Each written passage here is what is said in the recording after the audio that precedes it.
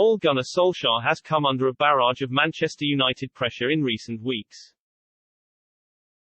Manchester United chiefs have reportedly made the decision to sack Ole Gunnar Solskjaer, with decisive action likely to be taken as soon as a suitable replacement has been lined up. The majority of the club's managerial targets are contracted elsewhere, which has complicated matters thus far. Although the board have allegedly seen enough from the Norwegian to make up their minds. A torrid run of results preceded the international break, culminating in Manchester City's dominant 2-0 derby win at Old Trafford.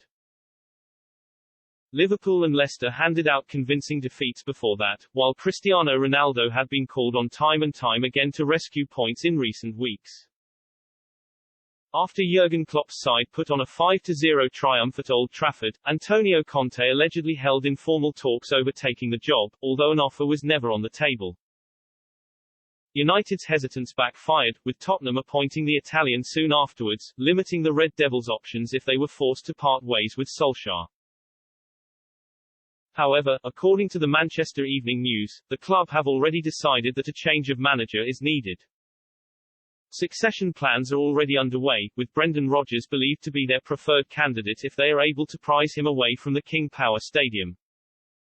If the decision to part company with the Norwegian is clear, the time scale is not, as the ideal replacement needs to be lined up before conclusive action is taken.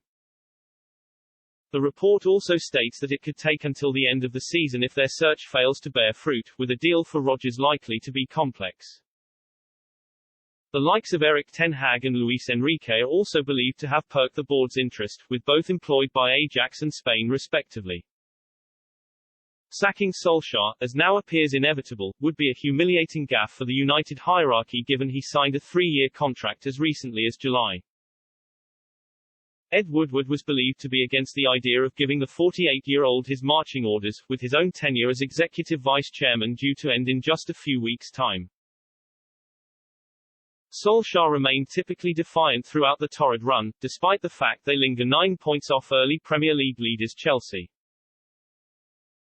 Club legend Sir Alex Ferguson was believed to have lobbied the board to give his former striker more time, although that now appears to have been overruled.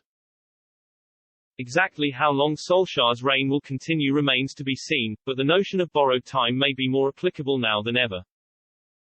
If the decision has indeed been taken, the next step may depend on external factors and the willingness of other clubs to let go of their esteemed managers.